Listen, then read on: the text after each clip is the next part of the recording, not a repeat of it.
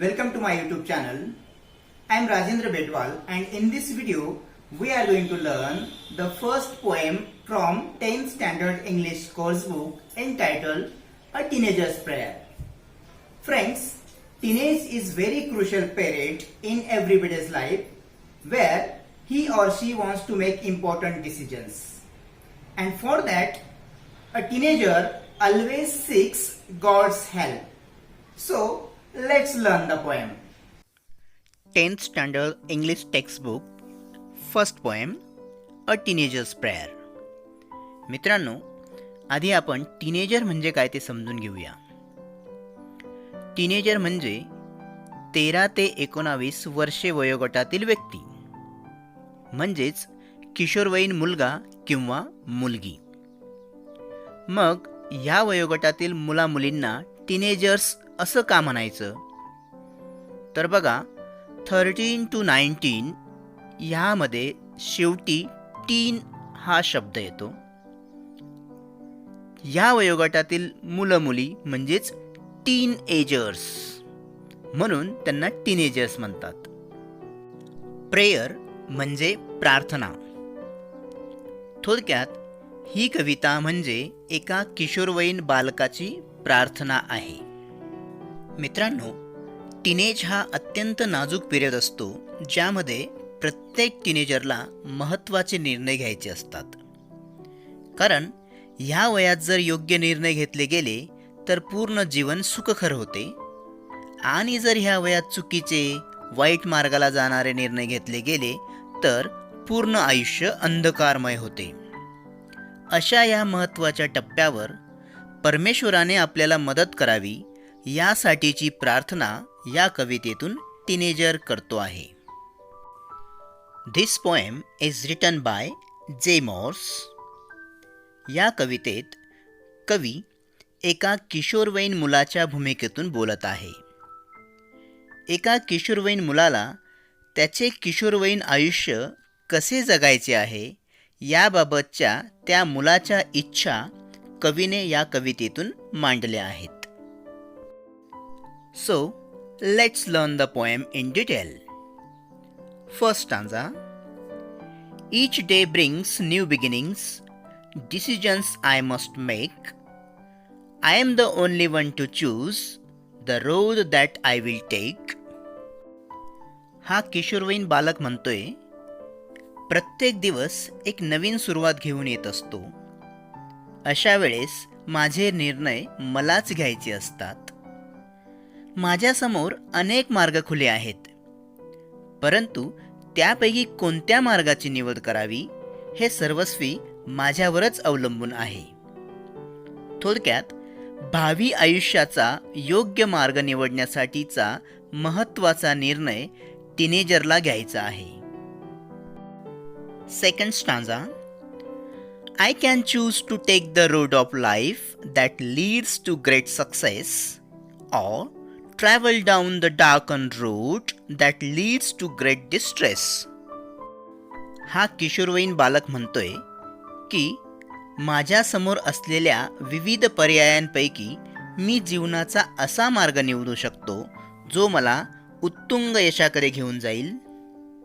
जर मी चुकीच्या वाईट मार्गाची निवड केली तर तो मार्ग मला घोर चिंतेच्या, त्रासाच्या व अपयशाच्या दिशेने घेऊन जाईल.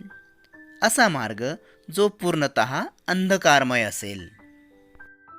So friends, in the first and the second stanza, a teenager contemplates on the burden of making choices. He has to make the decision about choosing the right path of life lying before him. Third stanza. Please open up my eyes, dear Lord, that I might clearly see. Help me stand for what is right. Bring out the best in me. तिसऱ्या कडव्यात हा teenager देवाला उद्देशून म्हणतो की, हे परमेश्वरा, तू मला योग्य मार्ग दाखव. तू माझे डोळे उघडून मला चांगल्या व वाईट गोष्टी स्पष्ट दिसतील यासाठी मदत कर. जे योग्य आहे, सत्य आहे, त्या बाजूने मला उभे राहण्यासाठी मदत कर, आणि माझ्यातील सर्वोत्तम चांगल्या गुणांना प्रकट करण्यासाठी, चांगल्या गुणांना योग्य दिशा देण्यासाठी मला मदत कर. Fourth stanza.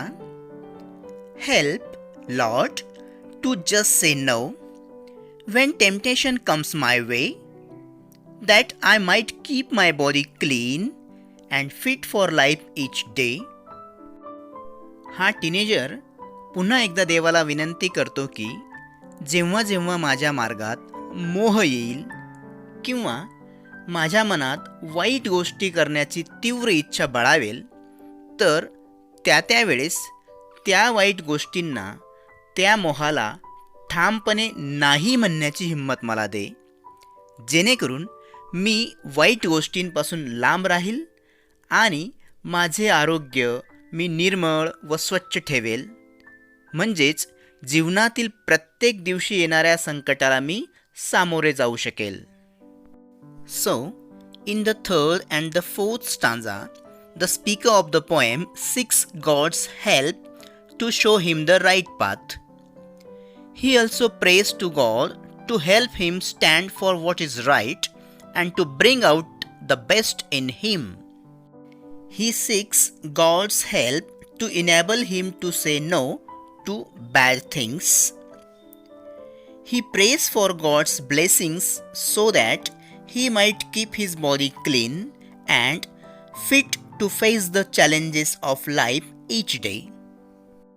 Last stanza. When my teenage years are over, I know that I will see that life is lived its very best with you walking next to me. शेवटच्या कडव्यात तो टीनेजर सांगतो की त्याला पूर्ण विश्वास आहे, जेव्हा त्याचे हे किशोरवय संपेल त्यावेळेस परमेश्वराच्या कृपेमुळे तो त्याचे हे टीनेज चांगल्या पद्धतीने जगलेला असेल. हे सर्व परमेश्वराच्या सततच्या मार्गदर्शनामुळे नक्की होणार याचा पूर्ण विश्वास त्या मुलाला आहे. थोडक्यात परमेश्वराच्या सततच्या मार्गदर्शनामुळे किशोरवयाच्या शेवटी तो एक चांगले, समाधानी, सर्वोत्तम आयुष्य जगेल असा त्याला पूर्ण विश्वास आहे.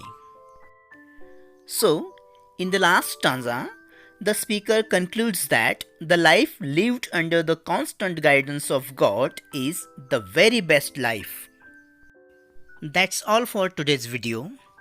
So friends, if you really like this video, then do subscribe my channel and don't forget to hit the bell icon to get regular updates.